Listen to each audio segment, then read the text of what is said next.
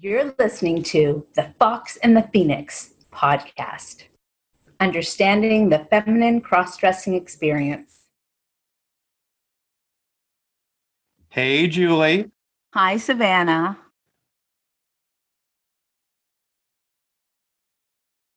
Right. And I think that just to kind of thread that back into the topic at hand, which is understanding and identifying the kind of masculine and feminine ways we show up and use our energy. I think that it's really important to know that in order for you to produce, in order for us to birth a podcast like this, it is essential.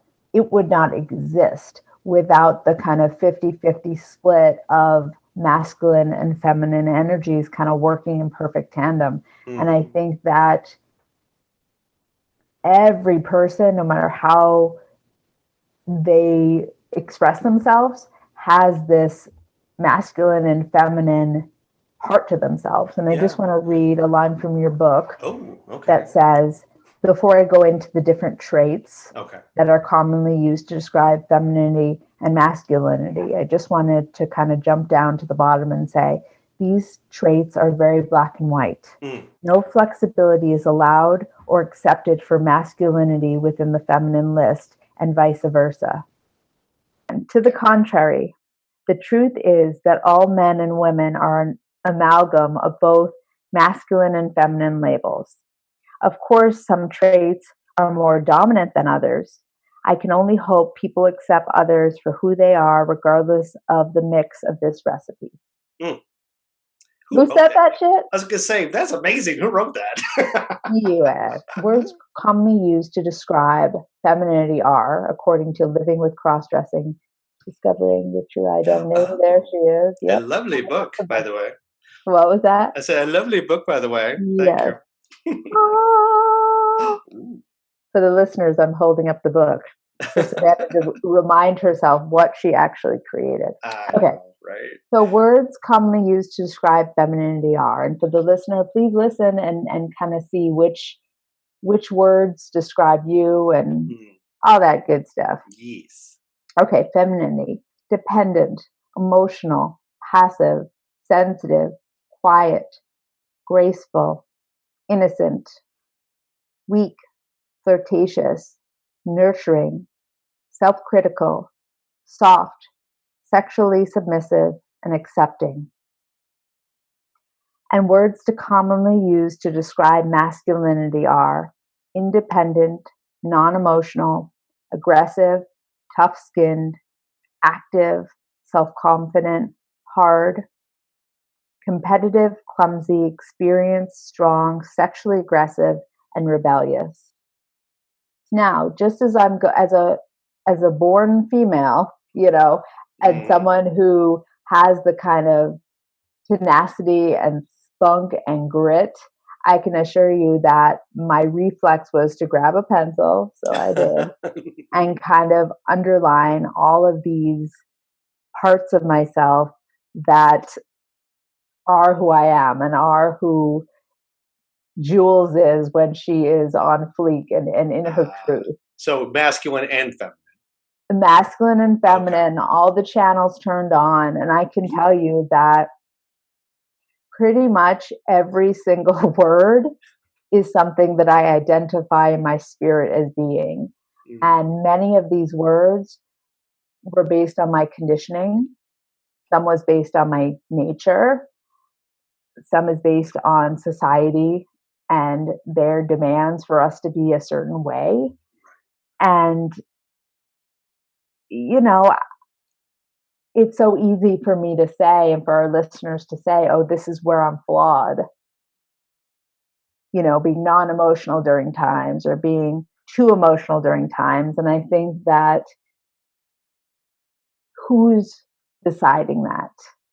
Okay, well, you're telling yourself all those words, but all those words, the bullies inside you, that's from some other source that isn't you, that have been taught to you and that you've memorized the scripts for, or rewatch the videotape for what a man is, a true man is, or what a true woman is. Right.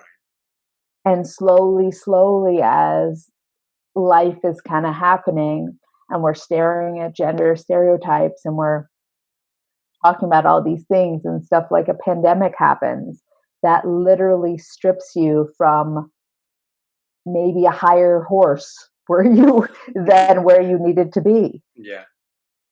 Larger things that are out of our control, trauma that happens, that's what kind of rattles us to our core and resurfaces how we are.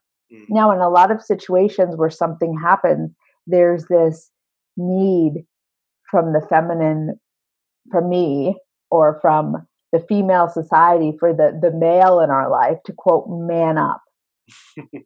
Whatever that means. I don't know what that means anymore. I don't know what it means anymore either. Basically, be strong, be protective. Take care of it for you. Yeah. Save the fucking day. Where's the white horse? Because this is your time to shine as the man you're supposed to be. Mm-hmm. Not the human you're supposed to be, not the leadership abilities that are suddenly twinkling in, the pressure, well, you're the man, so you do this, or you're submissive, so you do this, or I want to be dressed like a female because I want to feel what it feels like to be weak, the weaker sex, because that's what we are. That's what we're conditioned to believe that we are, is the weaker sex. It definitely isn't true, but yes, whether we're believed. Yeah. It isn't true, but that is the pattern. That is the belief system. That is the historical, in writing, generational trauma that is within all us to kind of unpack and say, well, that's not true. That's not true. That's not true. Which is ironic you say that exact example, because I've actually spoken to somebody who wants to be objectified as a woman when they're dressed as a woman, to feel, like you said, like the weaker sex, because that in and of itself, that objectification and that feeling of being submissive or weak, whatever you want to call it, is validating that, oh, now I feel more like a woman because I feel this indoctrinated stereotypical term that means that if I feel weak and I feel submissive and I feel objectified, then I must be a woman, or I must be seen as a woman. Yeah. Right. Or the female experience. Mm-hmm. I'm having as close to the female experience as possible, and that is hot to me. And why is it hot to me? Because I have not been able to experience a submissive role in my whole fucking life. Mm. I have had to be the man, even though there's this woman, there's this weaker, as they originally see it, but more emotional, more dependent, more sensitive nature that needs to breathe. Yeah. It needs to breathe to exist. And so the person's association, let's put it in kind of the fetish kink world, the person's association with being a sub or being a bottom or whatever it is that makes the other person press harder, get louder, dominate the situation, is sexually enticing to them. It's their kink. It's their thing that revs them up because it's so hot to feel that constriction, to feel that. Different. Right. Yeah. Yeah. And I get it. And that's why, and this goes back to the whole conversation earlier about like not wanting to turn people away. Right. Because everybody's experience is so different and unique. And unless there's a story to be told, or unless you gain that confidence, or you get in confidence somebody's story, like you don't know the whole story. You don't know everything that's going on. We only can speculate based on what we already know from other people that are possibly prime examples of that. So correct. Yeah, there's like such a huge dichotomy with such a huge dichotomy with the fact of all those terms you use, all the terms you listed, of one stereotypically masculine, the other stereotypically feminine, but yet somehow you can't be both, or you can't be one day and feminine the other day. It seems like everything's off limits. You have to be this list or no, or you have to be on this other list or no. And that's it. And that's the standard. And unfortunately, even in domestic situations or in your job career, male nurses were laughed at because they're a nurse. Oh, why would you want to be a nurse? That's a girl's job. You're a secretary. Oh, that's a girl's job. Or you can't work construction or be in the military because you're a woman. all these things we've been conditioned to believe that we can't do because of social normalization and what we've been indoctrinated to believe. And it goes to almost every part of our life, going back to how people message you.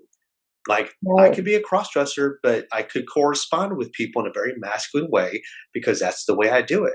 That's what I know. I don't know how to be softer, or I haven't allowed myself to be softer and be more vulnerable. And so instead, you're more aggressive and concise and curt about your wording.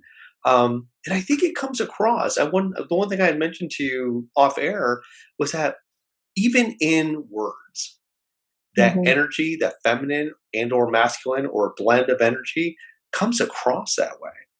Right. Because I agree. I agree wholeheartedly. And also, what is it about you that they're not getting to that is somehow mirroring back a lack of?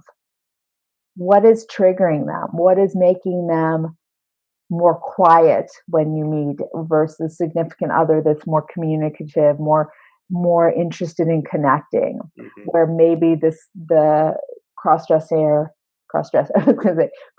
individual, is more quiet, and then suddenly you show up and maybe they're more quiet, and you have communication on one end but not the other. Yes. Or maybe there may be really just like accusatory tone, messaging, and you're like, what the fuck, I don't have time for this, or what do they want? Or because to get someone who has been conditioned, and I'm going to quote your book that says, I would not be accepted already having been conditioned to know what was appropriate for girls and boys through my family dynamic, socialization with other kids, and entertainment. So if you've been conditioned, let's just strip it down to the example of messaging, communication. If you were taught to communicate in a certain way, but you really want to be a flower, but you were told to be a rock, that your kind of softness and your approachability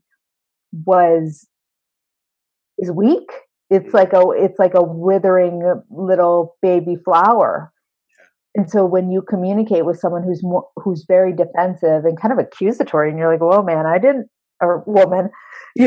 nothing wrong. Like you're just kind of coming at me." Like that has, as we've talked about many times, very little to do with you and so much to do with the person who just is not getting what they need, has not practiced. Once, whether they're wanting to be so much like you and you're like, I've had the experience, you don't seem like you're where I'm at, or comparing so much so that they view you with this Mother Teresa, syndrome where you're going to save me and I'm going to do none of the work, but I'm going to do whatever you say. And it's just, that's not only is that horrible for your energetic health, it's not great for the person who's trying to have a conversation with someone who they see as a resource. They see as a beacon of hope and pretty iconic for them in terms of who their person is, who their resource is. Yeah. So it's a lot. And I think that being able to air it out and kind of discuss it in the form of an episode is really beneficial for a lot of the listeners, and for you and for me, as we think about how we can show up for others. Oh, so much. That's so true. So true. You can find me on Facebook at Savannah Hauk or at Living with Crossdressing, and on Instagram at Savannah Hauk. Remember, that's HAUK. And to learn more, go to my website, livingwithcrossdressing.com. And you can find me on Instagram and Facebook at Fox and Hanger or at Julie MTF Style, as well as on our website at foxandhanger.com. Julie, it's your moment. The Fox and the Phoenix podcast uses Anchor. Copyright 2022. Yes, nailed it.